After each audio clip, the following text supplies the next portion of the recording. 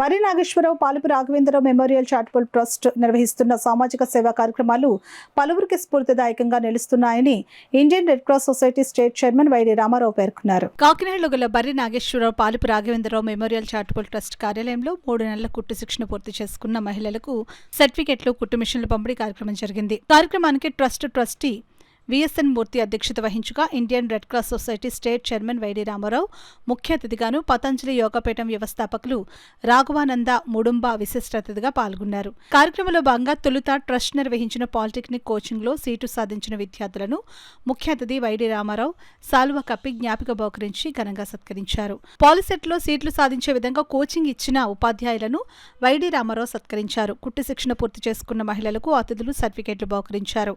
అదేవిధంగా దాతల సహకారంతో పేద మహిళలకు 5 కుట్టు మిషన్లను అతిథులు వైడి రామారావు, రాఘవానంద చేతుల మీదుగా అందజేశారు. పర్యావరణ పరిరక్షణకు పాలిథిన్ కవర్స్ వాడకుండా ఉండేందుకు క్లాత్ బ్యాగ్స్ ను పంపిణీ చేశారు. ఈ సందర్భంగా వైడి రామారావు, రాఘవానందలు మాట్లాడుతూ Bari Nageswararao Palupu Raghavendrarao Memorial Charitable Trust నిర్వహిస్తున్న సామాజిక సేవా కార్యక్రమాలు ఇతరులకు స్ఫూర్తిదాయకంగా నిలుస్తున్నాయని అన్నారు. కార్యక్రమంలో పాల్గొన్న అతిథులు వైడి రామారావు, రాఘవానంద ముడుంబ దంపతులను ట్రస్ట్ సభ్యులు సాల్వా కప్పి జ్ఞాపకాలు బహుకరించి ఘనంగా సత్కరించారు. ఈ కార్యక్రమంలో ట్రస్టీలు శాంతి, భారతి, ఏడుకొండలు, మల్లికార్జునరావు, శ్రీనివాస్, ఆర్జీ రామారావు, వెంకటేశ్వరరావు, రామచంద్రరాజు, సుమ, రామకృష్ణ, వినయ్, సాయి, హరి గణేష్ తదితరులు పాల్గొన్నారు.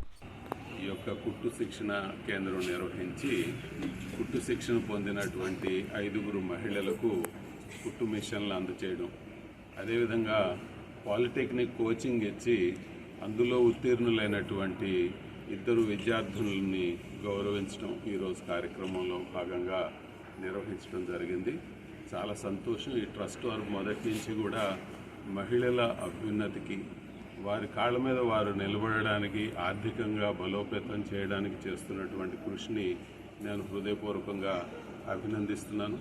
ఈ కార్యక్రమంలో పాల్గొన్నటువంటి గురువర్యులు రాఘవానంద గారు, అదేవిధంగా మా మూర్తి గారు, ఇతర పెద్దలు అందరికీ కూడా హృదయపూర్వకమైనటువంటి అభినందనలు తెలియజేస్తూ భవిష్యత్తులో ఈ ట్రస్టు మరిన్ని సేవా కార్యక్రమాలు నిర్వహించగలదని, దాని ద్వారా సమాజంలో మరి వెనుకబడినటువంటి వర్గాలకి అభ్యున్నతికి కృషి చేయగలనని భావిస్తూ సెలవు తీసుకుంటాను.